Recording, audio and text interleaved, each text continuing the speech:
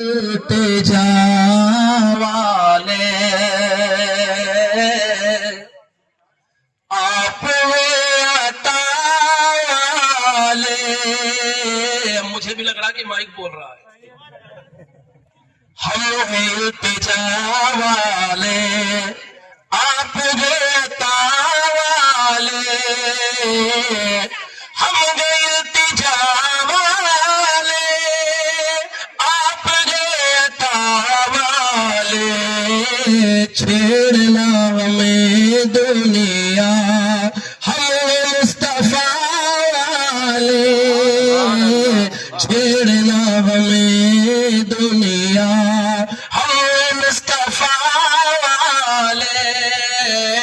صدیق اکبر رضی اللہ تعالیٰ عنہ نے ام جمیل کو بلا کر ارشاد فرمایا، ام جمیل یہ تو بتا میرے آقا مدنی کریم صلی اللہ تعالیٰ علیہ وسلم کیسے ہیں؟ ام جمیل نے کہا آقا علیہ السلام بخیر و عافیت سے. اللہ اکبر. کہا کہ مجھے لے کر چلو، مجھے لے کر چلو. کہا کہ ابو بکر ابھی رات ہونے دو، سورج غروب ہونے دو، تمہیں ہم لے کر محمد کی بارگاہ میں لے کر چلیں گے. ادھر شام ہوئی، اندھیرا ہوا. حضرت ابو بکر کی والدہ محترمہ ام خیر بھی ہے، ام جمیل بھی ہے. دونوں نے آپ کے ہاتھوں کو پکڑا، اس لیے کہ آپ کو اسلام کی خاطر مار اتنی کھائی تھی کہ چلا بھی نہیں جا رہا تھا، کھڑا بھی نہیں ہوا جا رہا تھا. لیکن آپ کو پکڑ کر چلی.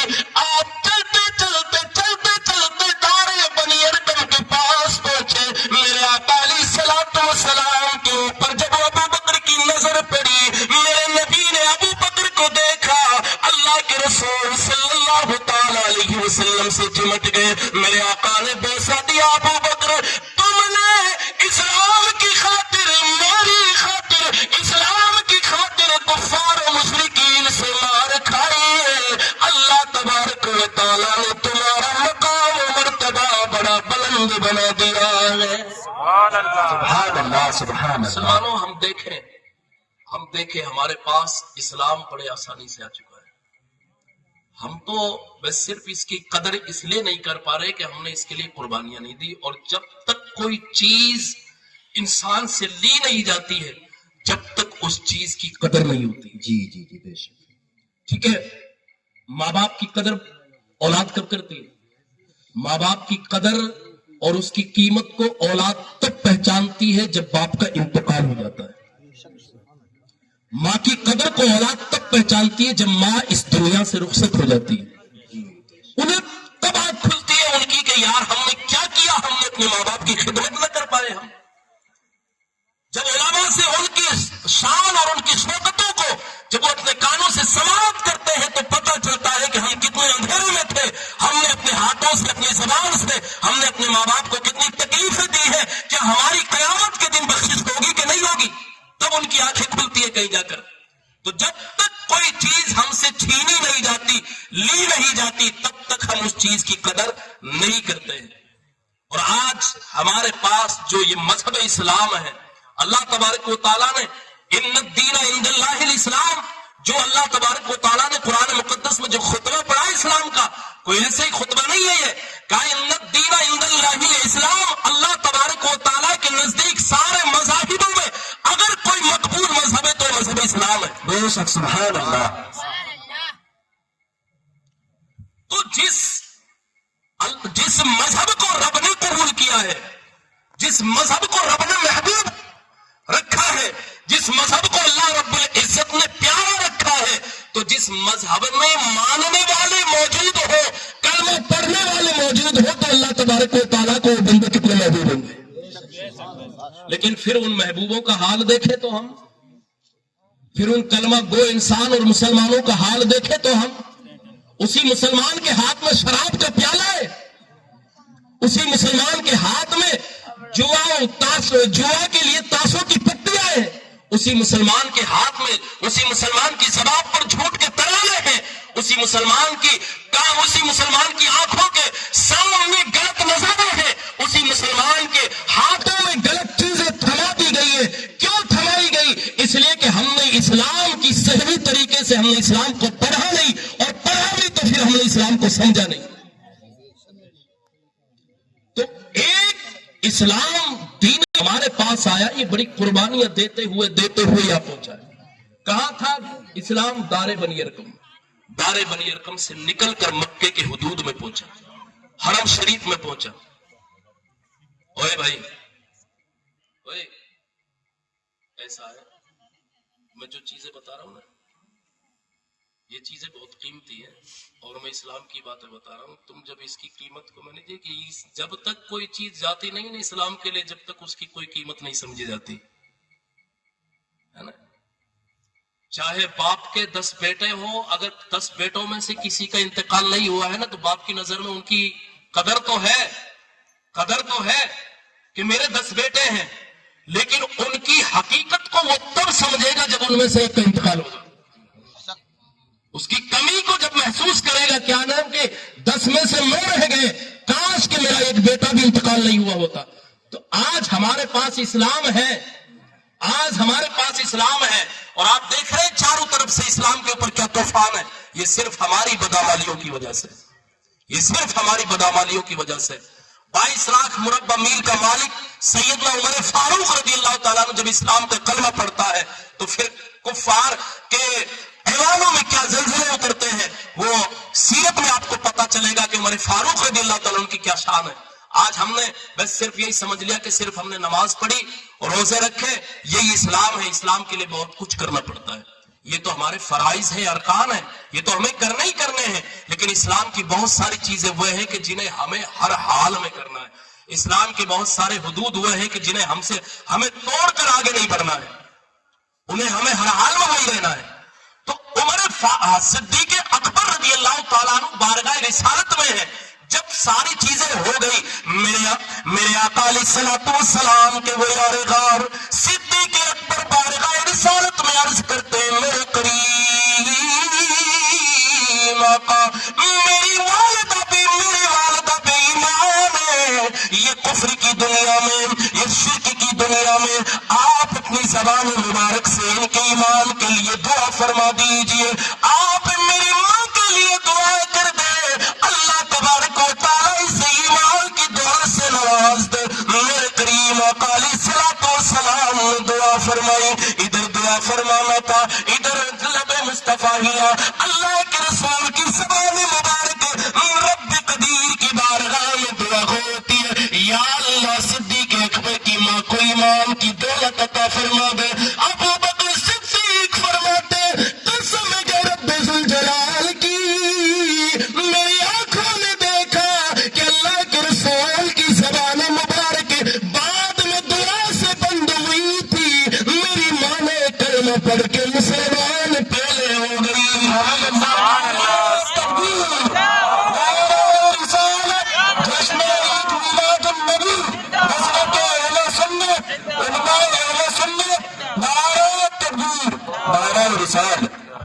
شاعر نے کہا ہے کہ نگاہ نبی میں وہ تاثیر دیکھی، نگاہ نبی میں وہ تاثیر دیکھی، بدلتی ہزاروں کی تقدیر دیکھی، بدلتی ہزاروں کی تقدیر دیکھی.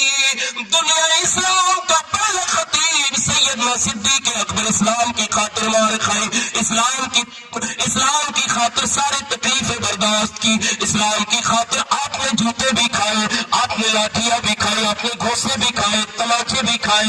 اسلام کی خاطر محمد رسول اللہ کی محبت میں ساری چیزیں قربان کی. صدیق اکبر رضی اللہ تعالیٰ عنہ کی وضاحت مسلمانوں، جن کی مالیت اتنی عظیم تھی، جن کی مالیت رئیسیت اتنی عظیم تھی کہ مورخ ہی لکھتے گئے لوگوں، اس صدیق اکبر کا تجارت کا مال جو جاتا تھا سارے لوگوں کا ایک طرف، صدیق اکبر کا تجارت کا مال 60% لگا ہوا تھا تجارت کے مالوں میں. اتنا عظیم مالدار صدیق اکبر تھا، لیکن جب بارگاہ رسول کے قدموں میں آئے صدیق اکبر اسلام کی خاطر ساری چیز رائے خدا میں قربان کر دی. اتنے غریب ہو گئے، اتنے غریب ہو گئے، مورخین لکھتے ہیں ایک دن میرے آقا علیہ الصلوۃ والسلام کی بارگاہ میں صدیق اکبر ہے. اب بارگاہ رسالت میں صدیق اکبر ہے، اس زمانے میں اتنا مالدار عظیم رئیس انسان، غریبی کیسی؟ بوری کا ٹاٹ، ایک پھٹا کمبل، پھٹے کمبل کو آپ نے کپڑے دھلنے کے لیے دے دیے گھر پر، وہ سکھا دیے، لیکن اللہ کے رسول صلی اللہ تعالی علیہ وسلم کی محبت نے دل کے اندر انگڑائی لی، اور جب انگڑائی لی تو اللہ کے رسول کی محبت نے بےتاب کیا، اور جب بےتاب کیا تو صدیق اکبر نے نظر ڈالی، کہا تو کپڑے تو سوکھ رہے. صدیق اکبر بارگاہ رسالت کی محبت کا تقاضا کر رہی ہے حاضری کا، جائے گا کیسے؟ کمبل پر نظر پڑی، کمبل کے دو پلڑ کیے، ایک سے سطر کو ڈھانپا، ایک کو اپنے سینے سے لپیٹا، اور کوئی بٹن نہیں تھی، ببول کے کانٹوں کو توڑا، صدیق اکبر نے بٹن کے طور پر استعمال کیا. بارگاہ رسالت میں صدیق اکبر آ کر بیٹھ گئے ہیں. اتنی دیر میں ملائکہ کا سردار جبریل امین تشریف لے آئے، آقا کی بارگاہ میں عرض کی، یا رسول اللہ، آپ کے صدیق نے اپنی حالت کیا بنا رکھی ہے؟ آپ کے صدیق نے اپنی حالت کیا بنا رکھی ہے؟ اللہ میرے رسول اکرم صلی اللہ تعالی علیہ وسلم نے کتنا پیارا جواب دیا، کہا کہ جبریل تجھے پتہ نہیں گئے کہ یہ صدیق کتنا امیر انسان تھا، کتنا مالدار تھا، کتنا مالدار تھا. کہا کہ تیرے نبی کے قدموں پر لائے خدا نے اسلام کی خاطر سارے مال کو قربان کر کر فقیر بن گیا ہے. سبحان اللہ، سبحان اللہ. اسلام کے لیے کچھ دینا پڑتا ہے تب کچھ بنتا ہے. کسی نے کہا ہے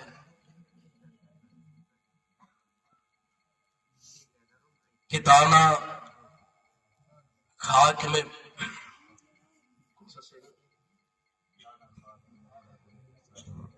مٹا دے اپنی ہستی کو اگر کچھ مرتبہ چاہے، مٹا دے اپنی ہستی کو اگر کچھ مرتبہ چاہے، کہ دانا خاک میں مل کر برے گلزار بنتا ہے.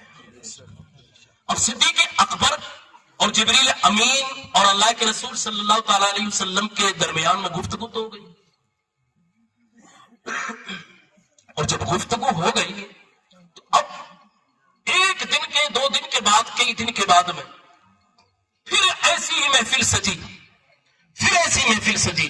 اللہ جبریل امین میرے نبی کی بارگاہ میں صدیق اکبر بھی ہے، جبریل امین بھی ہے، جبریل امین بھی ایسے ہی لباس میں میرے نبی کی بارگاہ میں ہے.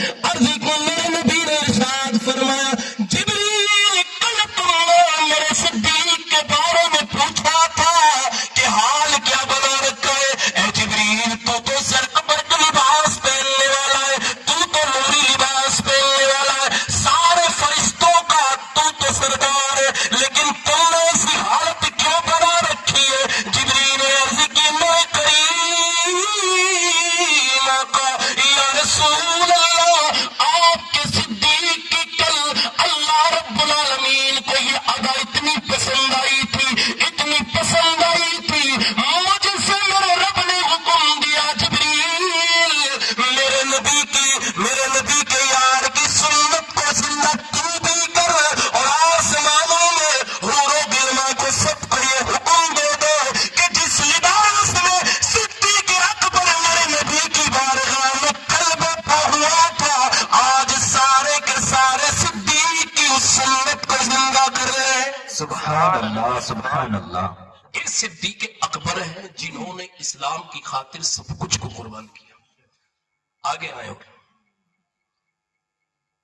ان الذین قالوا ربنا اللہ ثم استقاموا تتنزل علیہم الملائکہ.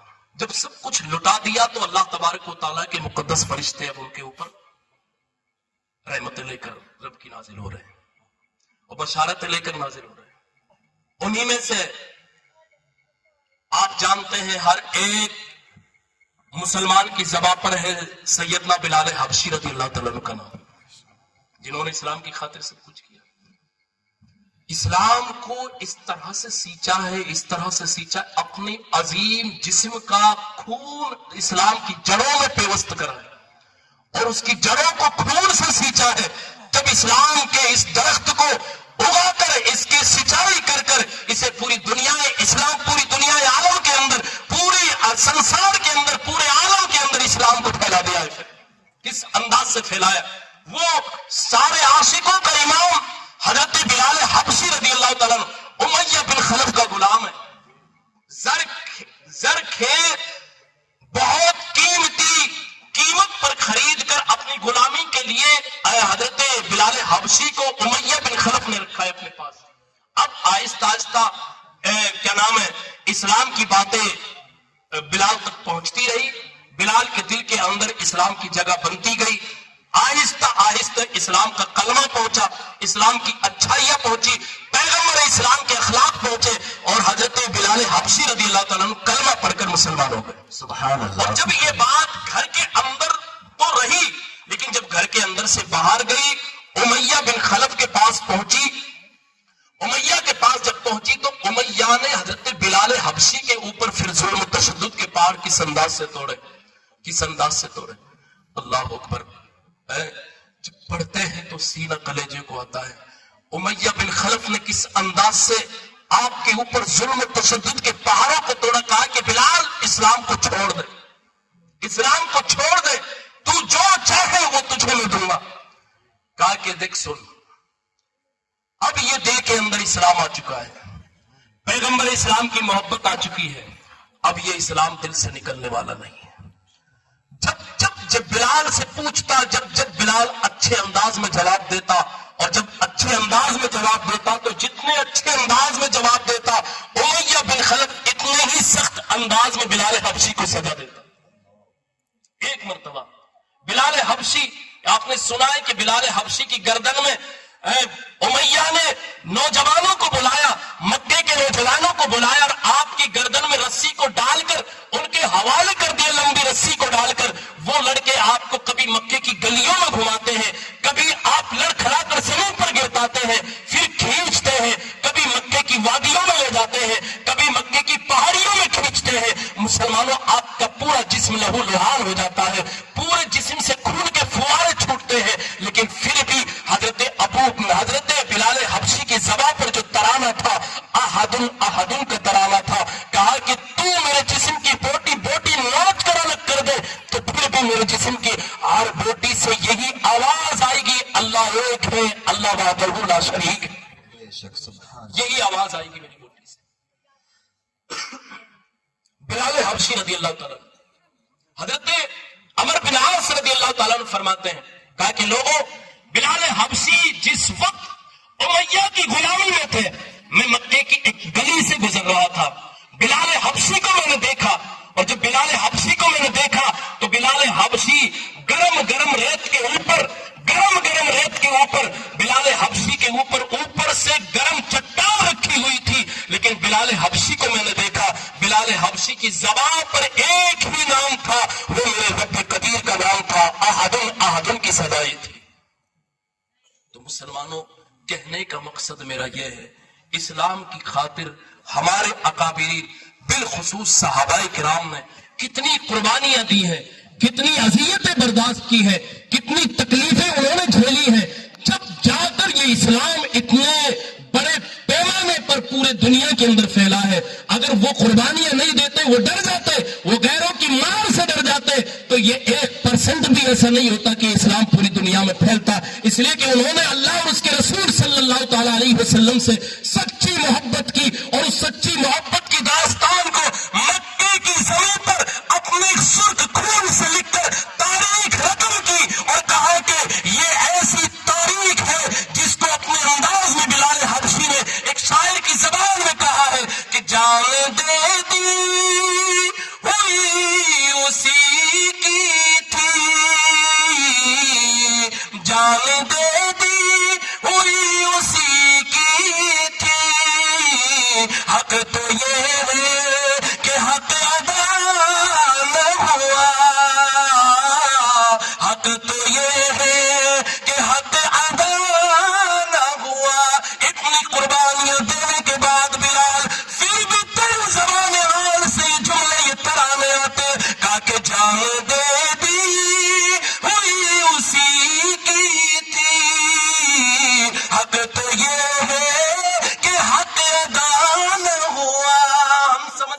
کو ہم نے اسلام کا حق ادا کر دیا، ہم نے اللہ اور اس کے رسول کا حق ادا کر دیا۔ مسلمانوں یاد رکھو، بلال جیسے جلیل القدر صحابی، حضرت ابوبکر صدیق جیسے جلیل القدر صحابی، حضرت خباب رضی اللہ تعالیٰ عنہ جیسے جلیل القدر صحابی، حضرت ابو جندل رضی اللہ تعالیٰ عنہ جیسے جلیل القدر صحابی، اتنے سارے صحابی، حضرت سہیب رومی، حضرت عمار بن یاسر، حضرت امیہ، حضرت اور دیگر صحابہ کرام جنہوں نے اسلام کی خاطر اتنی قربانیاں دی ہیں، اتنی قربانیاں دی ہیں، پھر بھی ان کی زبان حال سے یہی ترانہ ہے کہ جان دے دی ہوئی اسی کی تھی، جان دے دی ہوئی اسی کی تھی، حق تو یہ کہ حق ادا نہ ہوا۔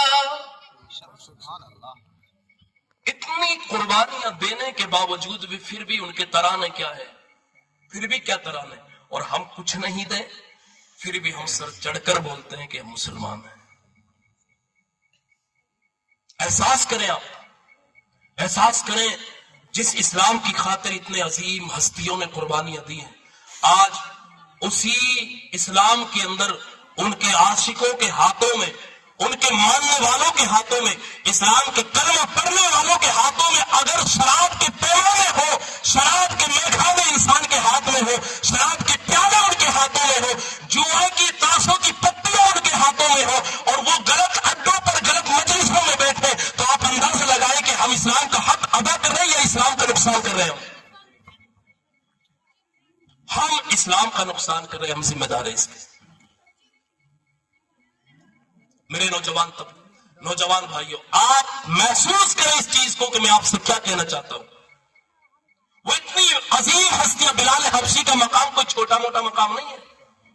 بلال حبشی رضی اللہ تعالیٰ عنہ کا مقام اتنا عظیم مقام ہے، اتنا عظیم مقام ہے، میرے آقا علیہ الصلوۃ والسلام جنت میں ہے شب معراج، اور جب جنت میں ٹہل رہے آقا علیہ الصلوۃ والسلام تو آگے آگے قدموں کی آہٹ کو سنا، اور جب جنت سے معراج سے واپس آئے تو بلال سے کیا فرمائے پتا ہے؟ کیا فرمائے؟ کہا کہ بلال، ایسا کون سا عمل کرتے ہو کہ تمہارے قدموں کی آہٹ کو میں جنت میں ساتویں آسمان پہ اپنے آگے آگے سن رہا تھا۔ سبحان اللہ، سمجھ میں آئی؟ جنت کہاں ہے؟ بولو بھائی، سو رہے ہیں 1 بجے؟ ارے یار ابھی تو 11:15 ہو گئے، 11 ساڑھے 11 بجے تو ہم عام طریقے سے سوتے ہیں، تو تم ابھی سے سو رہے تو تڑپ کر کہیے سبحان اللہ، سبحان اللہ، کہیے اور مچل کہیے سبحان اللہ، سبحان اللہ۔ اندھیرے سے تیرے دو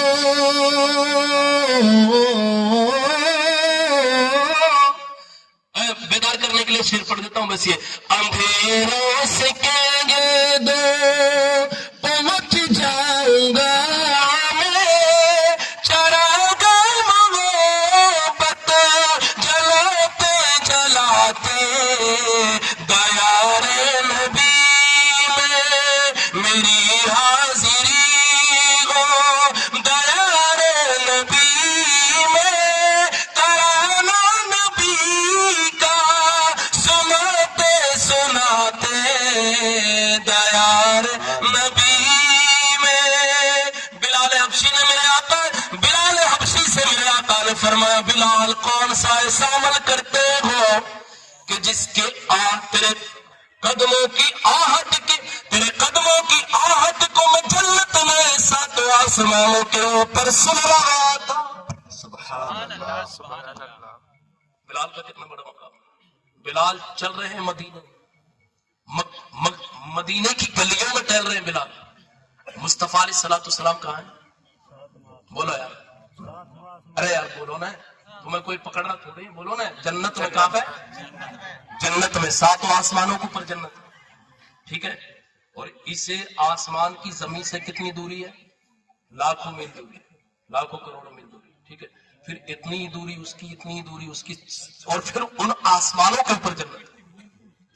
اب قوت سماعت دیکھیں مصطفیٰ علیہ الصلوۃ والسلام کی۔ بلال مدینے میں رات کی تاریکیوں میں، مکے کی مدینے کی گلیوں میں ہے، اور مصطفیٰ علیہ السلام کہاں ہے؟ جنت میں. تو یہ اللہ تبارک و تعالیٰ کے حبیب اکرم صلی اللہ تعالیٰ علیہ وسلم کی وہ شان ہے کہ اس سے ہمارا ایک عقیدہ مضبوط ہو گیا. اگر ہم یہاں سے درود و سلام پڑھے جو نبی جنت میں رہ کر شب معراج بلال کی قدموں کی آہٹ کو سن لے جنت میں، تو وہ نبی اپنے عاشقوں کے سلام اور آہ فریاد کو مدینے میں کیوں نہیں سماعت فرما سکتے؟ سبحان اللہ. اللہ اکبر. ہم یہاں سے پکارے وہاں وہ سنے، ہم یہاں سے پکارے وہاں سنے، مصطفیٰ کی سماعت پہ لاکھوں سلام. وہ بلال اسلام کی خاطر مار کھاتا ہے، اللہ رب العالمین انہیں اتنا مقام دیتا ہے، اتنا بلند مقام دیتا ہے. میرا نبی شب معراج سے واپس آنے کے بعد میں بلال سے سوال کرتا ہے. بلال عرض کرتے ہیں میرے کریم آقا، میرا کوئی ایسا عمل نہیں ہے کہ جس کی وجہ سے میرے رب نے یہ مقام دیا ہے، صرف اتنا سا عمل ہے. جب بے وضو ہوتا ہوں وضو کرتا ہوں، اور جب وضو کرتا ہوں تو اللہ کی بارگاہ میں 2 رکعت نفل نماز پڑھ لیتا ہوں. سبحان اللہ. باقی بلال اسی پر قائم رہنا، اسی پر قائم رہنا، اللہ رب العالمین تیرے درجات کو بلند فرماتا ہی رہے گا. عمل بھی ساتھ ہمیں ضروری ہے. اسلام کی بات پڑھے، اسلام کا کام پڑھے، دین کا کوئی کام پڑھے تو ہمیں اس میں بھی آگے رہنا ضروری ہے. اب یہ نہیں ہے کہ ہم نے بس صرف عرس کر لیا، یہ مجلس